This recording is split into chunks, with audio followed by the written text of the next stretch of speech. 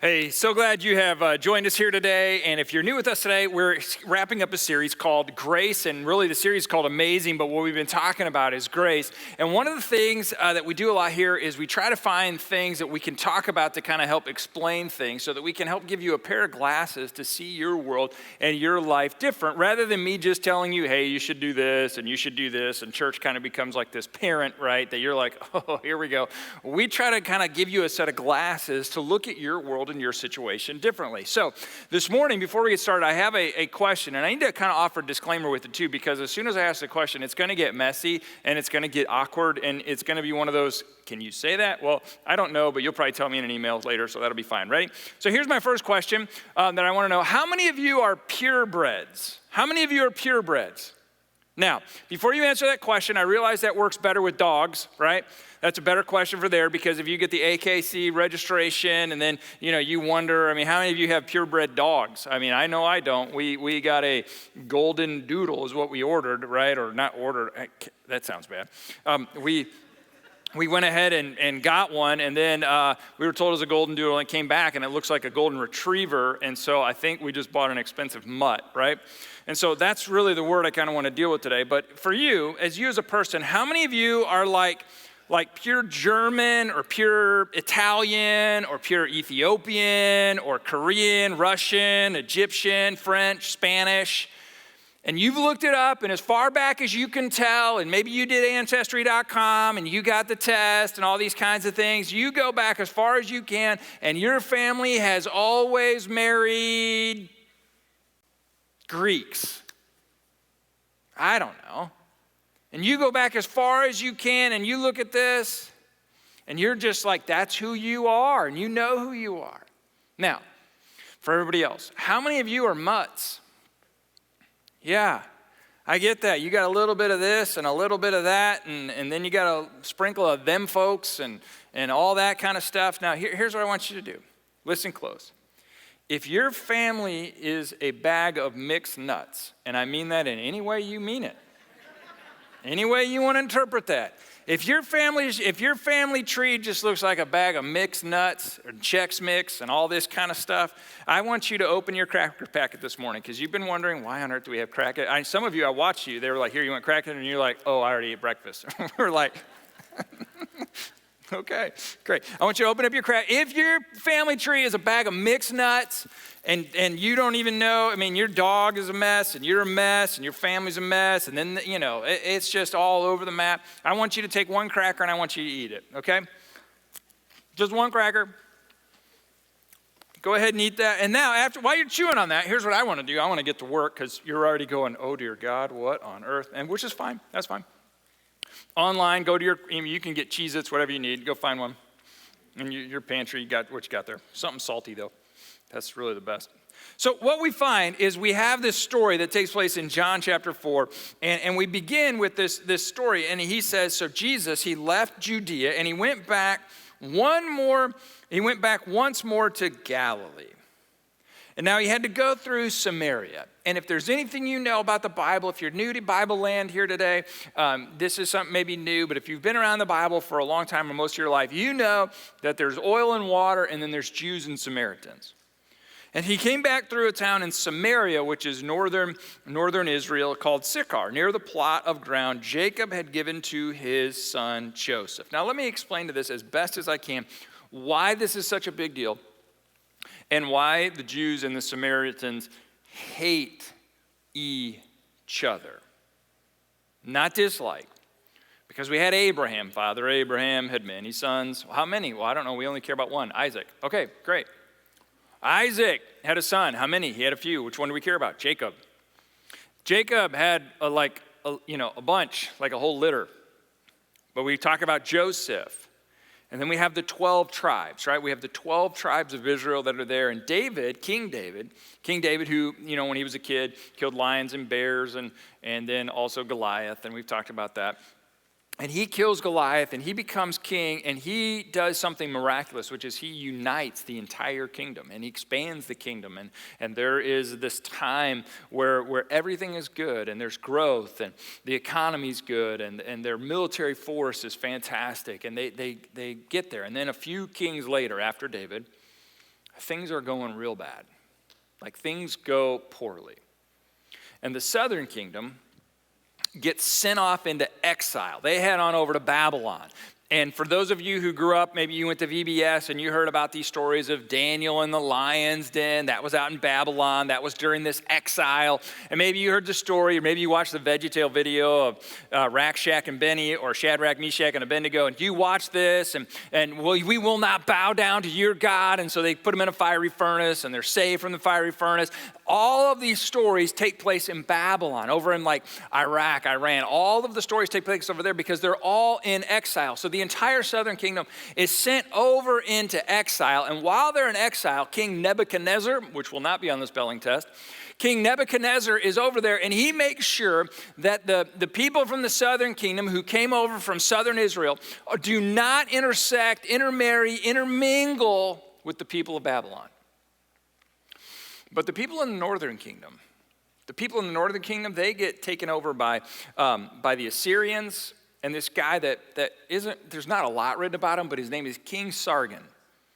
And King Sargon, he wants everybody, he's in charge of the northern kingdom, and he takes over, and he has this idea. So in the northern kingdom, they have a totally different strategy than King Nebuchadnezzar over in Babylon. He wants there to be peace and prosperity, and he does not want there to be conflict. So he says, what we need to do is we need to have the Assyrians and the northern Jews, they all need to intermarry. Because if they intermarry, then they won't fight each other because they're all what? Family. Because family never fights, do they? Right. So this was kind of the thing. So he's like, here's my plan, here's my strategy. We want to cut down on racism. We want to cut down on injustice. We want to cut down on prejudice. And so here's what we're going to do. If I don't do this, there may be a revolt. So what we're going to do is we want to encourage everyone to intermarry, and we want everyone to be one another and all these kinds of things. Well, here's what happens. The exile is over, and all these people who have been separate from the Babylonians over in Iraq, Iran, they head home. And when they finally make it home, they meet their former countrymen under King David. And you know what they find? They find a bunch of mutts. And they look at these people and they treat them poorly, because here's what happens you tell me. In the history of the world, when you have people who think they're purebreds, how do people who think they're purebreds treat mutts? Has that ever in the history of the world gone well when someone thinks that they're better? Well, this story is no exception. So all these people who were separate from the Babylonians in Iraq and Iran come back to their own home country, and they look at these people, and there's prejudice like you can't even imagine. There's racism like you can't imagine, and there is disgust. And so when they return, their former countrymen, do you know what they call them? Because they intermarried with all the Assyrians, do you know what they call them? Samaritans. Because you're not one of us anymore, because you have defiled the race. You've defiled our people. And so the northern house of David, the northern kingdom of David, were referred to as Samaritans, which essentially is a mutt, because they intermarried with the Samaritans. And from that time on, they're known as Samaritans. And the purebreds, the people that lived in the south who thought they were purebreds, wanted nothing to do with them because they were dirty. They were a defiled race. And they declared, we are a holy people of God, and we must not become unclean by associating with the mutts. And they looked at them and they said, I cannot believe what you did with our father Abraham's bloodline. So, let me ask you this real simple question. When you read the Bible, where do you read yourself into the story? Do you read yourself into the story as Israel, or do you read yourself into the story as Samaritans? I'll answer that question for you. We read into the story as what? Israel. House of God. Oh, that's us, right? Because we're with God, we're with all of this. Yeah, quick question. How many of you had a saltine cracker earlier? Oh boy, I did too. Maybe we've been reading ourselves into the story from the wrong perspective. maybe we need to watch this story that we're going to finish here this morning. Maybe we need to watch this story from the Samaritan side, because I think we probably have more in common with the Samaritans than we do with the Israelis in this. So let's continue this story, but let's look at this from the other side. All you people of the, saltines this morning. Ready? Verse 6. So they show up, and Jacob's well was there. Abraham, Isaac, Jacob's well. And Jesus is now on the scene, and Jesus is tired because he was in the journey, long journey, and he sat down by the well that had been in the family for years. And it was about noon. And when a Samaritan woman, who's a Samaritan woman? Oh, yeah. When a Samaritan woman came to draw water, Jesus said to her, "Hey, will you give me a drink?" Now, he's able to get away with this question because his disciples had gone into the town to buy food. Now, real quick, just so that we're all on the same page. Isaac went into another country to find his wife, Rebecca. Wait, what? Yeah. Isaac went to another country, and then Jacob told them to not marry a Canaanite and to go back, and then Rebecca went and found one of Laban's daughters, and then here's the problem with all of history. We have severe amnesia. We just got amnesia to the worst degree. So then we had Rahab, who's in this bloodline, right, of Israel, and Rahab was a prostitute. Well, that can't be good. And then we have Ruth, who was from another country, and then we have Tamar, who's from another country. And so we don't really do well with this whole, we're this chosen people. Because in the story of God, what he's trying to tell everyone is that, and it comes through so clear in this story, and this is Jesus' primary goal in this story, is that we are all human. And hypocrisy is high when we think we're anything other than that. Or we think we're more human than someone else. So this woman who has experienced racism jumps into the story, and the Samaritan woman said to Jesus, and goes, "Aren't you like a purebred?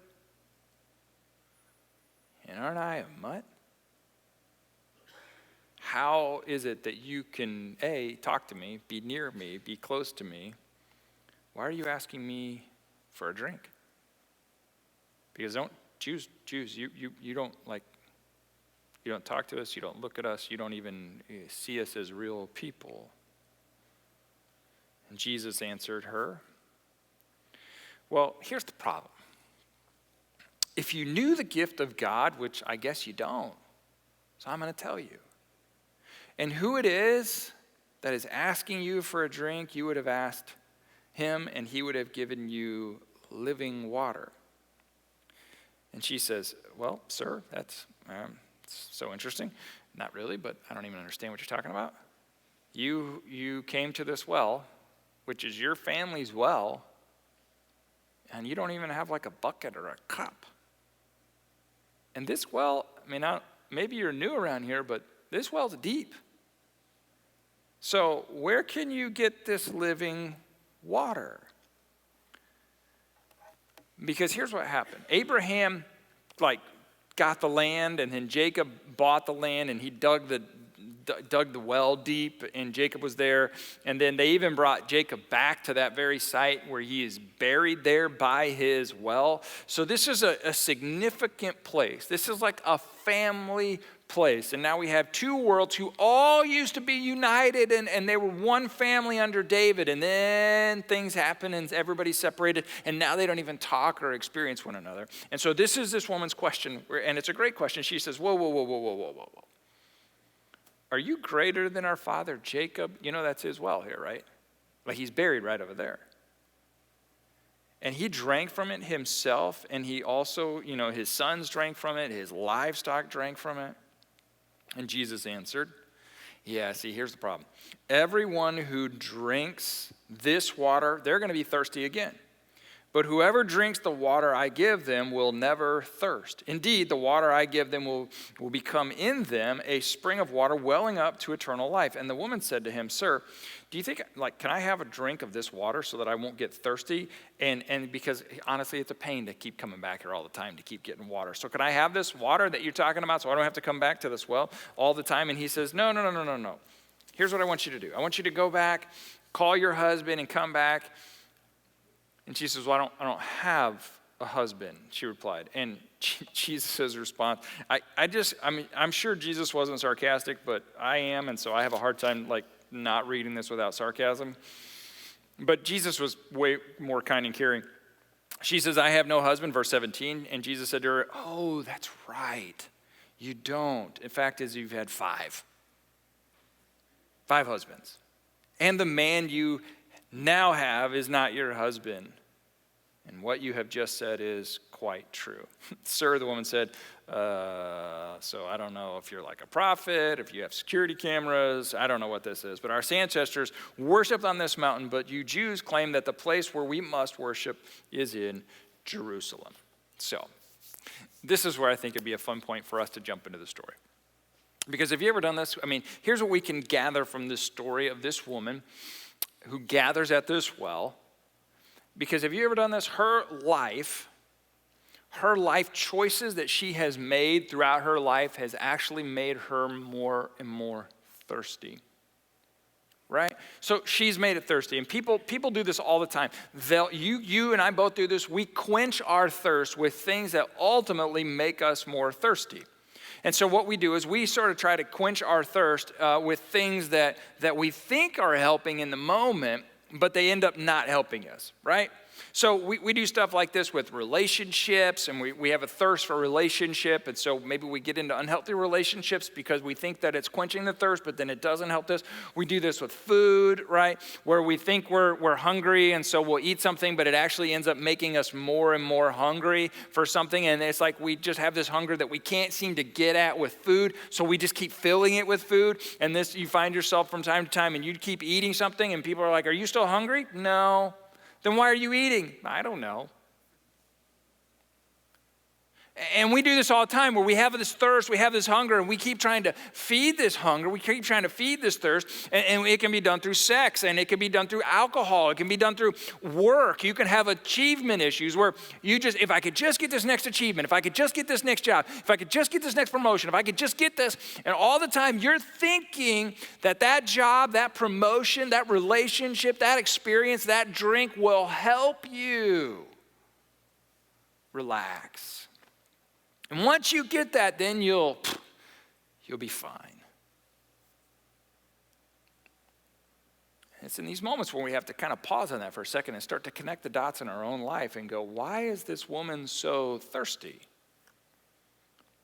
Let's be honest. I think it's safe to say, and if you've done this, I'm not trying to pick at you, but I think it's safe to say it would be almost impossible to marry the wrong person 5 times.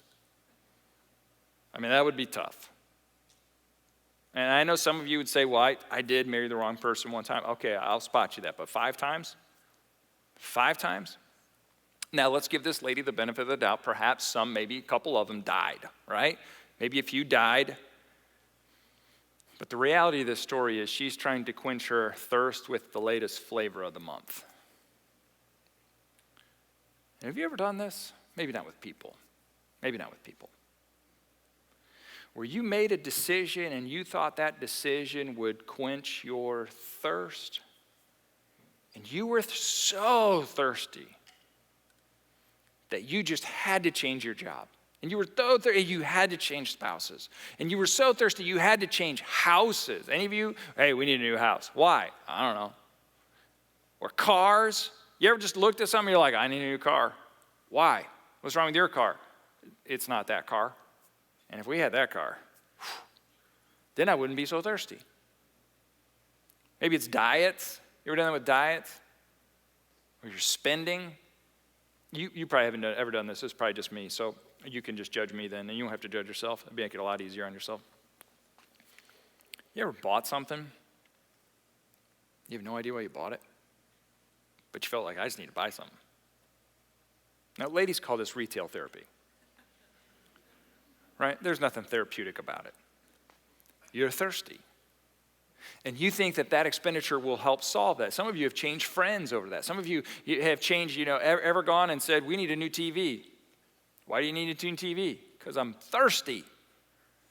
And that one's bigger.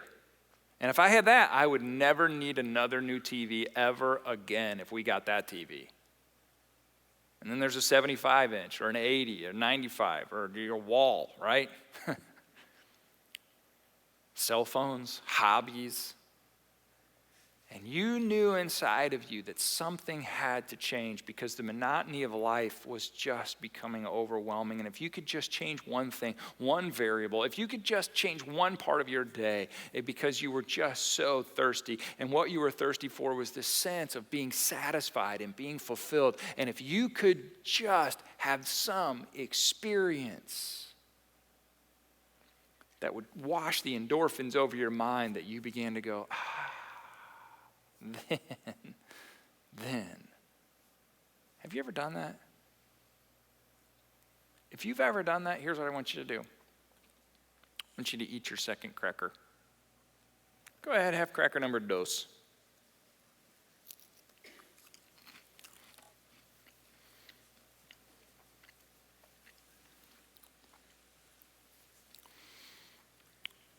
And here's the problem that the Samaritan woman had. And this is my problem, and it's most likely your problem too.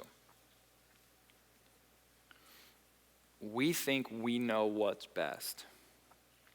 We think we know how to solve our circumstances. But do you know what we've been doing most of the time by the way we treat others and by the way that we spend and by the way that we habit ourselves into good things and to bad things? What we've been trying to do is we've been trying to quench our thirst with saltine crackers. That's exactly what this woman has done. She's had this deep hunger and this deep thirst, and she thinks that if I just had another man, that would take care of it. But what she's actually been doing is she's been trying to quench her thirst with saltine crackers. How you feeling about now? Yeah, I can't see most of you, so I'm just going to assume you're great. Because what we do is we live our lives sometimes in a way that just leaves us more thirsty. And we've made decisions in our lives that have made our thirst worse. And we actually thought it was going to get better by the decision we made or the change that we made or the difference we made. And so this is what we got to lean into this story. It's so important. Ready? Verse 21. Verse 21. Woman, Jesus replied, believe me, a time is coming when you will worship the Father neither on this mountain or in Jerusalem, and you Samaritans worship what you do not know. We worship what we do know, for salvation is from the Jews. Yet a time is coming and has now come when the true worshipers will worship the Father in spirit and in truth, and they are the kind of worshipers the Father seeks. God is spirit, and his worshipers must worship in the spirit and in truth. And we have to ask ourselves the question, so are we thirsty for that yet? Now, I know you're thirsty right now, but are you thirsty for Jesus?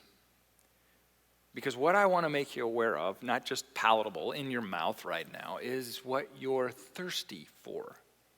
Because what you grab and what you desire to quench your thirst will ultimately determine the outcome and the output and the trajectory of your life. And so Hebrews says this. He says, let us approach the throne of grace with confidence. When you get so thirsty you don't even know what to do, approach the throne of grace, because that's where you will receive mercy, which will actually quench your thirst. And 2 Corinthians, the Apostle Paul writes, he says this, my grace is sufficient. For what? Your thirst. My grace is what you're actually needing, not another purchase, not another relationship, not another change of any kind. My grace is what is sufficient for you, and my power, God's ability to wash over your life is made most powerful in your weakness. And isn't it interesting that your weakness and my weakness is what illuminates what we're thirsty for?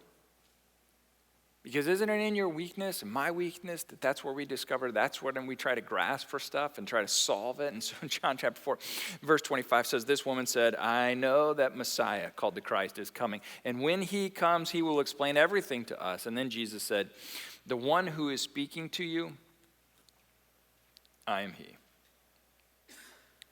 So how do we get this living water? We have to declare our weakness. We have to declare our weakness, what weakness is. We just need to know, what do we have the tendency to be thirsty for? And what have we been using to quench that thirst? Verse 29, come, see a man. This is what the woman says. Come see a man who told me everything I ever did. Come see a man. Could this be the Messiah? And many Samaritans, verse 39, many of the Samaritans from that town believed in him because of the woman's testimony. So here's what I want us to think about for just a minute today. What are you thirsty for? And what are you trying to quench that thirst with? Maybe it's significance, maybe it's appreciation, maybe it's value, maybe it's worth. I don't know. But what are you thirsty for? And you'll never know what you're thirsty for until you do the work to discover, what am I trying to quench my thirst with? Declare your thirst this morning. God, I'm so thirsty, and I've been trying to quench that thirst with saltine crackers. And you know what? All it's made me is thirsty. So what I want to do this morning is I want you to be reminded that the remedy for your thirst is God's grace. And you're thirsty for God's presence, and you're thirsty for grace. Because isn't it true, the other things you've tried to quench your thirst with have not worked? Because he's inviting this woman here, he's inviting this lady to be filled with grace. Not stuff that you'll think not a hobby, not a alcohol, not pills, just to be filled with God's presence. Because God's grace is sufficient. And God's grace is amazing because it will fill us. So here's what I'd like us to do today to end this service, just to help you retrain your brain on what does it mean to be filled. If you're going to help us this morning with communion, I want you to go ahead and stand and take place. And this is what I want you to do. And whether this is your first time here or whether you've been coming for a long time or maybe you're just back visiting this weekend, here's what I want you to do around the room today. There's prepackaged communion cups, and I want you to go and I want you to take this, because this is the model that Jesus told. Jesus was always giving people analogies on eating and drinking. The woman at the well, he was like, look, I know you're so thirsty, and you keep coming back here every day. And the reason you keep coming back to this every day is because you're not quenching your thirst. And so he sits down with the disciples and he goes, look. You're all going to be thirsty and you're all going to get hungry, and that's a physical piece. I want to invite you into a deeper thing, because there's going to be things in your life that maybe it's food, maybe it's other things that you're just going to have to keep. You're just going to feel like, I'm a slave to that. I keep going back. And so he looks at his disciples. He says, here's my body. And in a second, you're going to go and you're going to get the cup, and there's going to be a piece of cellophane, and I want you to pull the cellophane off, and there'll be like a little wafer in there, and it's not going to help your thirst. I'm telling you now. But you're committed this far, so might as well keep going. Then he goes around to the disciples and he says, look, here's this cup, and in this cup is wine, and there'll be grape juice after you pull off the second layer of cellophane. And he goes, look, this is my blood which was poured out for you. This is what you've been longing for. And I know you've been going after the Oreo cookies, and I know you've been going after Amazon, and you've been purchasing here, and you've been going there, and you've been trying this, and you're complaining about your boss, and you're all of these things. And I know all those things, and they do not fulfill you. And he goes, look, here is this wine, this represents my blood. And he goes, this is a gift of grace because you didn't earn it. And I want you to drink this, because when you experience my presence, you won't be thirsty for those things again. So in just a second, I want you to stand where you are, and I want you to go out the left side of your row, and I want you to come, take a cup, and I want you to go back on the right, and I want you to go back to your seat, and I want you to just sit there for a minute, and I want you to think of, what are the things that I am so thirsty for? And what have I been trying to quench those thirsts with? Social media, what is it? And And then I want you to take a moment and go to the deeper question, which is, God, can you fill that spot? Because social media sure isn't. Because scrolling through channels, purchasing, eating, jobs, would you begin to wash over me with grace? So can I pray with you this morning, and then I want to invite you to come. So would you stand with me this morning, and you can move after this moment. And then I want you to take the cup, and I want you, when you're ready on your own, to take the bread and take the cup. And remember that God loves thirsty people from all different backgrounds and all different desires to offer them something more. Father, this morning we're glad and grateful to be called your people, and we're so glad that you didn't leave people like us, Samaritans, because we're Samaritans. And you moved in our direction when nobody else would move in our direction, and you spoke truth into our life, even though the truth of our life isn't very pretty. You were honest about our past, and you didn't condemn us. You invited us to the well of grace. You said, hey, let me sustain you with my presence. So God, today, would you help us retrain all the chemicals in our brain, that when we feel unworthy and we feel thirsty and we feel like we need something, may you kind of retrain the chemicals in our brain to realize what we're actually searching for is more of you. And would you teach us to worship you in spirit and in truth? And would you begin that journey today by helping us take the bread and the cup? Because it's in your Son's name, Jesus, that we pray. Amen. Amen. Thanks so much for joining us at Gathering Point. If this is your first time, be sure to text GPGuest to 97000. And be sure to hit like and subscribe so you can be the first to know about everything happening here at Gathering Point. Have a great week.